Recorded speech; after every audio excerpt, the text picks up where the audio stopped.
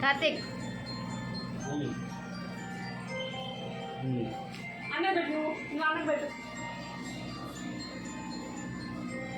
తీసుకో అయిపోయిందా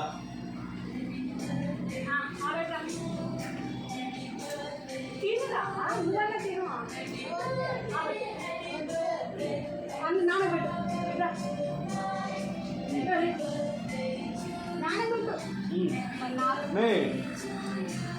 అది ఐస్ క్రీమ్ అండి ఐస్ క్రీమా